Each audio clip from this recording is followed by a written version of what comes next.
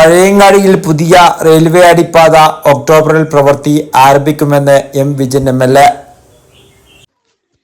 Pazhayangadi railway പുതിയ അടിപ്പാത നിർമ്മാണത്തിന്റെ ഭാഗമായി റെയിൽവേയുടെയും പൊതുമരാമത്ത് വകുപ്പ് ഉദ്യോഗസ്ഥന്മാരുടെയും നേതൃത്വത്തിൽ നിർദ്ദിഷ്ട അടിപ്പാത നിർമ്മിക്കുന്ന സ്ഥലം സംയുക്ത പരിശോധന നടത്തി. ഇതിന്റെ അടിസ്ഥാനത്തിൽ ടെൻഡർ ഉൾപ്പെടെയുള്ള നടപടിക്രമങ്ങൾ സെപ്റ്റംബർ മാസത്തോടെ പൂർത്തീകരിക്കുകയും ഒക്ടോബറിൽ പ്രവൃത്തി ആരംഭിക്കുന്നതുമാണെന്ന് അറിയിച്ചു. 6 മാസത്തിനകം പ്രവൃത്തി പൂർത്തീകരിക്കാൻ സാധിക്കുമെന്ന് റെയിൽവേ ഉദ്യോഗസ്ഥർ അറിയിച്ചു.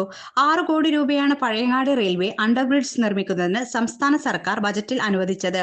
ഇതിന്റെ അടിസ്ഥാനത്തിൽ ഡ്രോയിംഗ്, വിശദമായ എസ്റ്റിമേറ്റ് എന്നിവ തയ്യാറാക്കുന്നതിന് സംസ്ഥാന സർക്കാർ 8.30 ലക്ഷം രൂപ റെയിൽവേക്ക് സെൻഡേജ് ചാർജായി നേരത്തെ അടച്ചിരുന്നു. ഇതിന്റെ അടിസ്ഥാനത്തിൽ റെയിൽവേയും കേരള ഗവൺമെന്റും സംയുക്തമായുള്ള നടപടിക്രമങ്ങൾ നടന്നുവരികയായിരുന്നു.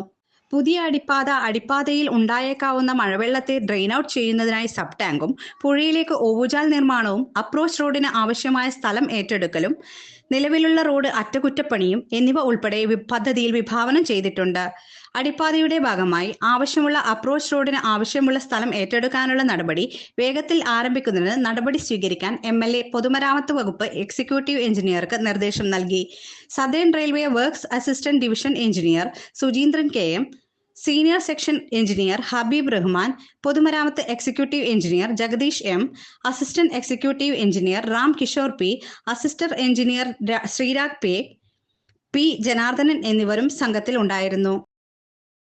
റെയിൽവേ അണ്ടർപാസിന് നേരത്തെ തന്നെ 6 കോടി രൂപ സംസ്ഥാന ബജറ്റിൽ അനുവദിച്ചിരുന്നു. 6 കോടി രൂപ അനുവദിച്ചതിനെ തുടർന്ന് റെയിൽവേയും കേരള ഗവൺമെൻറ്റും സംയുക്തമായ നടപടിക്രമങ്ങൾ ആരംഭിച്ചു. അതിൻ്റെ നടപടിക്രമങ്ങൾ ഓരോ ഘട്ടവും അതിൻ്റെ ഓഫീസ് വർക്കുകളും പൂർത്തീകരിച്ച് വരികയാണ്. ഇപ്പോൾ റെയിൽവേക്ക് സെൻഡേജ് ചാർജ് അടക്കാൻ വേണ്ടി നേരത്തെ തന്നെ തീരുമാനമെടുത്തു. പൂർണ്ണമായും സെൻഡേജ് ചാർജ് റെയിൽവേക്ക് അടച്ചു കഴിഞ്ഞു.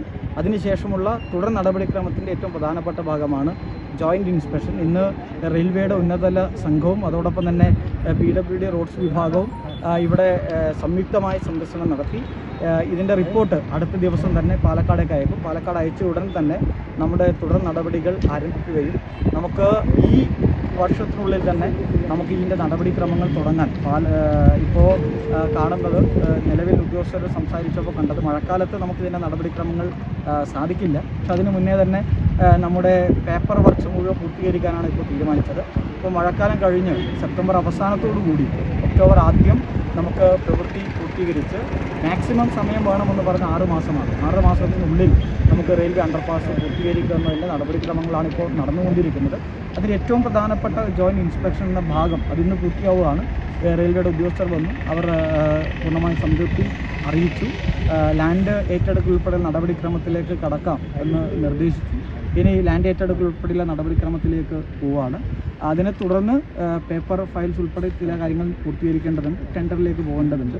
അതിൻ്റെ നടപടിക്രമങ്ങളും വളരെ വേഗതയിൽ തന്നെ പൂർത്തീകരിച്ച് കഴിഞ്ഞാൽ ടെക്നിക്കൽ പ്രശ്നം മഴക്കാലത്ത് പ്രവൃത്തി നടക്കില്ല എന്നുള്ളതാണ്. പക്ഷെ മഴക്കാലം കഴിയുന്ന മുറയ്ക്ക് തന്നെ നമ്മുടെ പ്രവൃത്തി ആരംഭിച്ച് വളരെ വേഗതയിൽ 2026 ആദ്യത്തോടുകൂടി റെയിൽവേ അണ്ടർപാസ് യാഥാർത്ഥ്യമാക്കുന്നതിന് വേണ്ടിയുള്ള നടപടിക്രമങ്ങൾ നടന്നുകൊണ്ടിരിക്കുകയാണ്.